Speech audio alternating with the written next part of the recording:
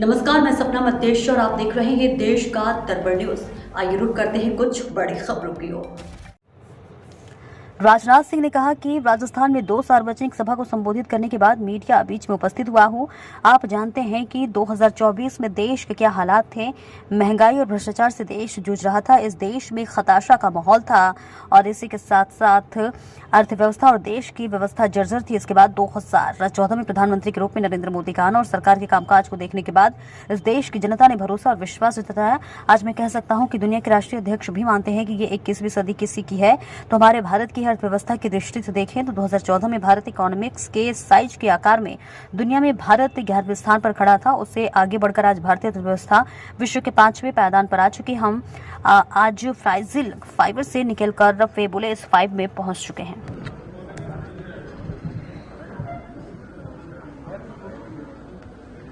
Hello यार, ये तो मनोज जी बताएंगे, वो सभी तो स्टार्टअप होगी।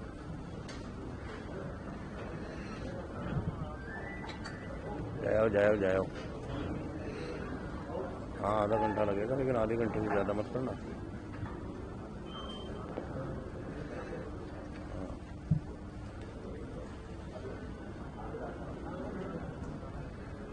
अरे शुरू हो गई, आप जाओ, अपना काम निपटाओ। हाँ। नमस्कार। आज हम सबका सौभाग्य है कि राजस्थान में लोकसभा के पहले चरण के चुनाव 19 तारीख को हो रहे हैं। इस नाते से उस पूरे कार्यक्रम में आज देश के रक्षा मंत्री, भारतीय जनता पार्टी के वरिष्ठ नेता, कई बार राष्ट्रीय अध्यक्ष के नाते हम सबका नेतृत्व कर चुके हैं। सामान्य राजनाथ सिंह जी का राजस्थान दौरा था। सुबह को लायक के पिलानी में सभा करके अभी आप सबके बीच में संबोधित करेंगे। आपके मेरे दाहिनी तरफ हमारे यहाँ राजस्थान की सेवा प्रभारी श्रीमती विजया रावतकर जी। अपन सब जानते हैं राजस्थान में कई वर्षों से महिला मोर्चे के अध्यक्ष रहे, अभी राष्ट्रीय मंत्री हैं और लगातार राजस्थान का कई बार प्रवास करके सब जिलों में संगठन के कार्यकर्ताओं को स्फूर्ति प्रदान करने का काम कर रहे हैं। मेरे बिल्कुल बाई तरफ केंद्रीय मंत्री रहे, अभी हमारे यहाँ विद्याधर झोटवाड़ा क्षेत्र से विधायक और राजस्थान सरकार में मंत्री सामान्य राजवर्धन जी उस प्रेस कॉन्फ्रेंस में मैं माने राजनाथ जी से आग्रह करूंगा कि प्रेस कॉन्फ्रेंस को सुना।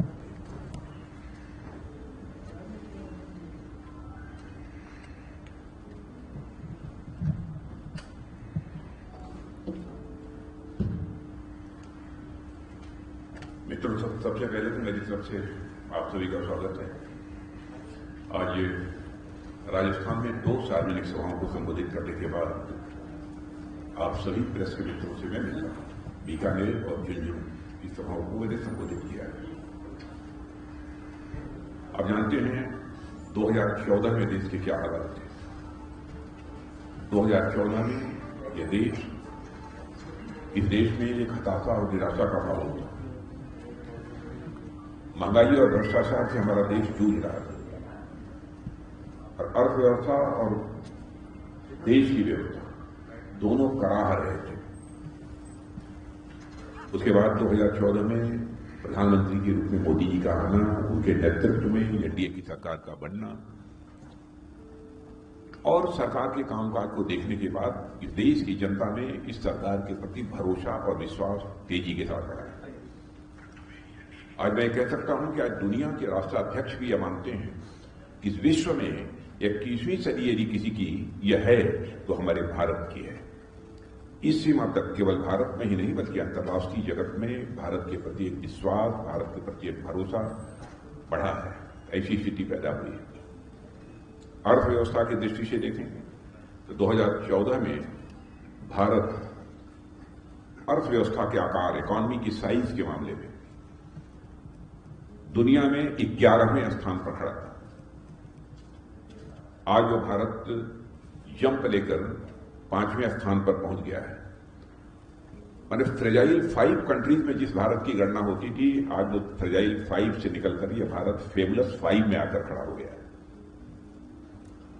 और भारत की ही नहीं बल्कि अंतर्राष्ट्रीय जगत की मानी जानी जो फाइनेंशियल फर्म्स हैं, वित्तीय संस्थाएं, अब वो अभी कहने लगी हैं कि वह दिन दूर नहीं है कि 2027 आते आते ही यह भारत दुनिया की टॉप 3 कंट्रीज में आकर खड़ा हो जाएगा। यानी एक अमेरिका होगा, चाइना होगा और भारत भी होगा। अब हमारे प्रधानमंत्री का यह संकल्प है, हम सभी का यह संकल्प है कि 2047 तक हमें भारत को एक विकसित भारत बनाना है। डेवलप्ड कंट्रीज के रूप में हम भारत को खड़ा करना चाहते हैं। प्रधानमंत्री कुछ महीने और वर्षों की बात नहीं,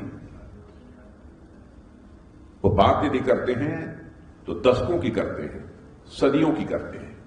बराबर प्राइम मिनिस्टर की दृष्टि दूर की होती है और आज जिस तेजी से काम हो रहा है, मैं विश्वास के साथ कह रहा हूं कि हर व्यक्ति यह महसूस कर रहा है कि देश का भविष्य उज्जवल है और देश का भविष्य उज्जवल होने के प्रति समस्त देशवासी इस समय पूरी तरह से आश्वस्त है। सारा भारत यह भी मानता है क्रेडिबल पॉलिटिकल पार्टी, सर्वाधिक विश्वसनीय राजनीतिक पार्टी जिसके वर्ड्स और डीड्स, जिसके कृति और कथन में कोई अंतर न हो, जिसके कहने और करने में कोई अंतर न हो, ऐसी यदि कोई पॉलिटिकल पार्टी भारत में है तो वह भारतीय जनता पार्टी है। और हमारे गवर्नमेंट की भी क्रेडिबिलिटी पर कोई भी प्रश्न चिन्ह नहीं लगाता है। हमारी साख, हमारी विश्वसनीयता, हमारी क्रेडिबिलिटी भारत में ही नहीं सारी दुनिया में बढ़ी है। और यह बात मैं कह रहा हूं, इसके पीछे कुछ आधार हैं हमारे। जब जब हम लोगों ने इलेक्शन मैनिफेस्टो जारी किया, इलेक्शन मैनिफेस्टो में जो भी हमारे कमिटमेंट थे, जो हमारे वादे थे, अक्षरशः हम लोगों ने उस वादे को पूरा किया। चाहे वो राम मंदिर का सवाल हो, चाहे धारा 370 का हो, चाहे नागरिकता कानून का हो, या 3 तलाक का। अब 3 तलाक के मुद्दे को लेकर जिस तरीके से हाय तोबा कांग्रेस और कुछ अन्य so called secular political parties के द्वारा पैदा करने की कोशिश की गई, हाय तोबा गजब हो गया, इनको ऐसा नहीं करना चाहिए। दूसरे धर्मावलंबियों का मामला है। बहनों भाइयों, चाहे हिंदू हो, मुस्लिम हो, चाहे क्रिश्चियन हो, चाहे यहूदी हो, चाहे पारसी हो, जो भी यदि भारतीय नागरिक है, तो सभी की मां बहन हमारी भी मां बहन है। उसकी सुरक्षा, उसके मान सम्मान को के प्रति एक भरोसा पैदा करना, ये हमारी जिम्मेदारी बनती है और इस काम को हम लोगों ने किया है। और मैं ये कह सकता हूं कि पिछले 10 वर्षों में भारत की आर्थिक, राजनैतिक और राजनीतिक के अतिरिक्त सामरिक यानी स्ट्रेटेजिक और संवैधानिक और सांस्कृतिक दृष्टि से ये पिछले जो 10 वर्ष रहे हैं वह स्वर्णिम सिद्ध हुए हैं। यह जो मैं कह रहा हूं एग्जेगरेशन नहीं है, यह अतिशयोक्ति नहीं है, यह सच्चाई है। और भारत की सफलता को लेकर सारे देश में एक पॉजिटिव सेंटिमेंट इस समय है। और मैं कह सकता हूं कि जिस प्रकार का पॉजिटिव सेंटिमेंट इस समय है भारत में, ऐसा पॉजिटिव सेंटिमेंट इसके पहले कभी नहीं था। ग्रोथ रेट इकॉनमी की तेजी से बढ़ रही है, फिस्कल डेफिसिट घट रही है, एक्सपोर्ट बढ़ा है, करंट अकाउंट डेफिसिट भी कम हुई है, इन्वेस्टमेंट बुलंदी पर है, महंगाई कम हो रही है। और सब मिला जुला कर यदि कहना हो तो मैं कह सकता हूं अवसर भी बढ़े हैं और इनकम भी बढ़ी है। अवसर भी बढ़े हैं और आय भी बढ़ी है। और आप लोगों ने यह भी रिपोर्ट देखी होगी कि नीति आयोग ने साफ तौर पर यह कहा है, जिसको कि कई दुनिया की फाइनेंशियल फर्म्स ने भी इंडोर्स किया है, कि भारत में 2014 के बाद 25 करोड़ लोग गरीबी रेखा से बाहर होने में सफल हुए हैं। 25 करोड़ लोग को हम लोगों ने गरीबी रेखा से बाहर किया है। बैंक का एनपीए, नॉन परफॉर्मिंग एसेट में रिकॉर्ड कमी आई है। यहां तक मुझे इस समय याद है अप्रॉक्सीमेटली 11.8% जो पहले हुआ करता था, अब अप्रॉक्सीमेटली 3.1, 3.2 के आसपास है। या हो सकता है कि इन दिनों में लेस देन 3% हो गया। मोदी जी की गारंटी का जहां तक प्रश्न है, सारे भारत को भरोसा है। वही जहां मोदी जी की गारंटी के प्रति सारे देश को भरोसा है, वहीं पर कांग्रेस की गारंटी के प्रति लोगों का अविश्वास है। क्योंकि बराबर इस देश की जनता को उन्होंने बड़े बड़े स्वप्न तो दिखाए, लेकिन उन सारे किसी स्वप्न को वह साकार नहीं कर पाए।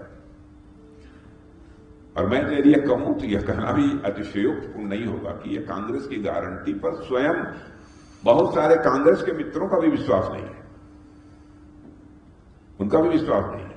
आप देखा होगा जबकि इनका न्याय पत्र जो इलेक्शन मैनिफेस्टो है कांग्रेस का जारी हो रहा था, और क्या क्या यह गवर्नमेंट बनने पर करेंगे जब ये बता रहे थे, तो उस समय तालियां नहीं बज रही थी तो उनके अध्यक्ष ने ही कहा तालियां तो बजाओ। ऐसी स्थिति पैदा हो गई।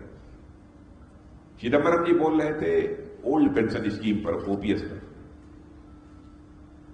ओपीएस का नाम तो लिया कांग्रेस ने, लेकिन चिदंबरम जी ने कहा कि चूंकि सरकार माने मोदी लेड गवर्नमेंट इसकी समीक्षा कर रही है, इसलिए इस संबंध में कुछ नहीं कहूंगा। मैं धन्यवाद देना चाहता हूं कि हमारी सरकार के प्रति उन्होंने अपना भरोसा व्यक्त किया है।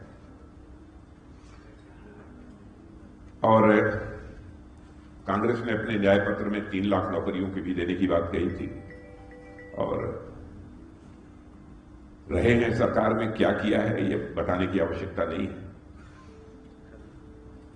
और यही कांग्रेस है कि हमारे सुरक्षा के जवानों के लिए बुलेट प्रूफ जैकेट्स, हेलमेट्स, अन्य भी जो आवश्यक सामग्रियां चाहिए थी उनको मुहैया नहीं करा पाई, और आज वो तरह तरह के आश्वासन दे रहे हैं।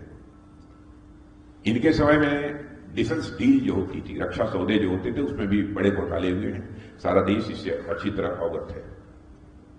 और आज एक भी चार्ज हमारी गवर्नमेंट के ऊपर यह रक्षा सौदों को लेकर नहीं लग पाया है। यह भी हमारा एक बहुत मेजर अचीवमेंट है। प्रधानमंत्री जी ने आह्वान किया था इस देश का कि अब रक्षा, भारत को तो आत्मनिर्भर बनाना ही है, रक्षा क्षेत्र में भी भारत को आत्मनिर्भर बनना है। यानी तोप हो, गोले हो, मिसाइल हो, फाइटर प्लेन्स हो, एमिनिशंस हो, यह सब बनने चाहिए तो भारत में बनने चाहिए, भारतवासियों के हाथों से बनने चाहिए। और हम इस काम को तेजी के साथ कर रहे हैं। 2014 में जहां अप्रॉक्सीमेटली 600 करोड़ का ही केवल एक्सपोर्ट होता था, आप सबको जानकारी समाचार पत्रों के माध्यम से हो चुकी होगी, क्योंकि इस संबंध में मैंने स्टेटमेंट भी जारी किया था कि आज हमारा एक्सपोर्ट 21,000 करोड़ से अधिक का हो गया है। और मैं आपको संकेत दे रहा हूं और भी है, लेकिन इसमें भी ऐड नहीं किया।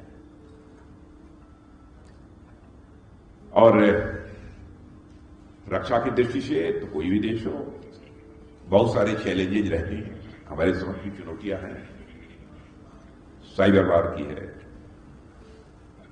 अनकन्वेंशनल वारफेयर की है, असिमेट्रिकल वारफेयर की है,